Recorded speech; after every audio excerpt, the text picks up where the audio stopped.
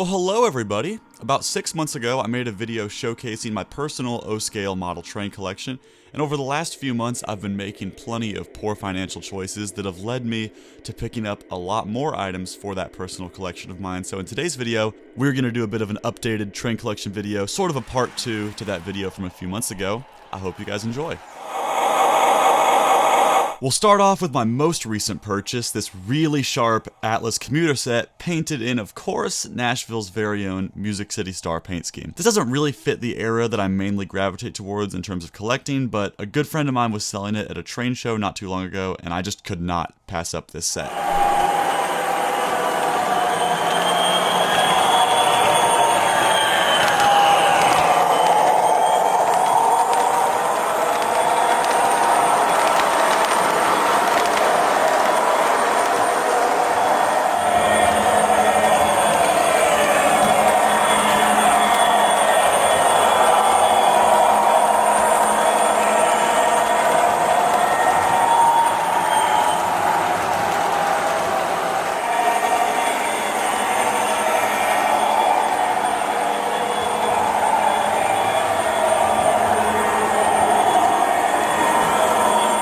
Sticking to the theme of commuter trains, here is a really special one for me. For the first time ever, I own an O-scale VRE set, which is my hometown commuter rail. This set is based on the Sounder sets that were leased out by VRE during the time I was growing up, and it's a very, very hard to find train.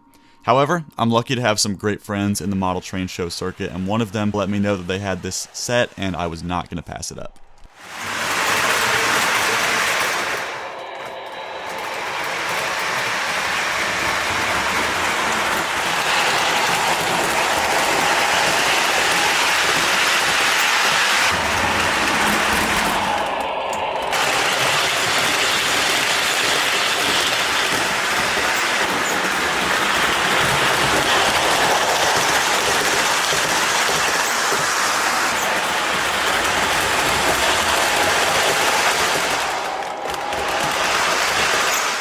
Here's an oddball, an Atlas VMV leasing SD45 painted in a very sharp Paducah-centered scheme. I saw this at a train show recently and fell in love with that paint scheme, and whenever I start my personal layout in Nashville, I think that this will probably end up being some ratty weathered switcher at a coal mine or something like that.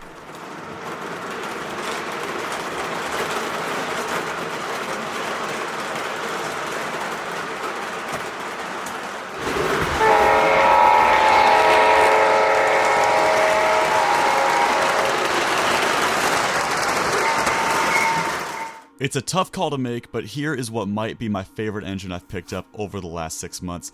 This is a Lionel Legacy SD7 ACE painted in a scheme that might look completely fictional, but it's in fact real.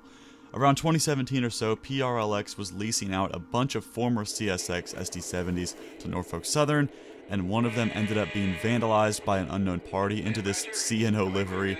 And this might be about as obscure as you can get for Class 1 paint schemes, and I love that it combines one of my favorite Fallen Flags with my favorite current Class 1.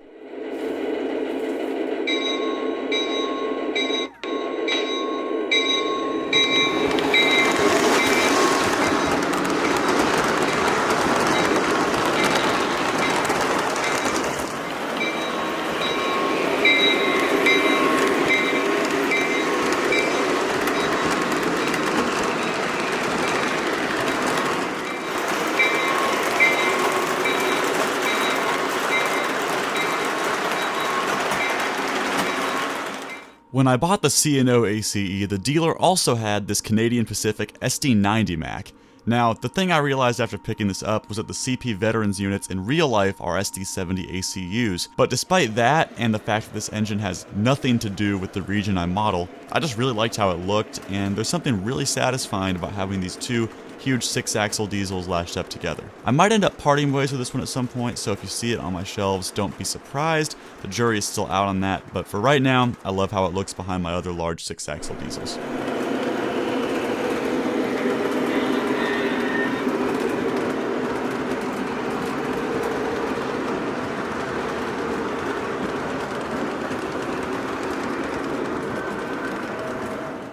Last but not least, here are two more big 6-axles, a pair of MTH Premier Southern SD45s. These came with a collection I picked up from a friend of mine this past fall, but as soon as I took them out of their boxes, I knew I was keeping them for myself. They're even equipped with KD scale couplers, so unfortunately I don't have too much that they can pull right now, but in the future I might convert more of my fleet to these couplers. I think they look really good. That's about all I got for you guys today. Thank you for watching, and I appreciate you guys very, very much. I'll see you in the next video.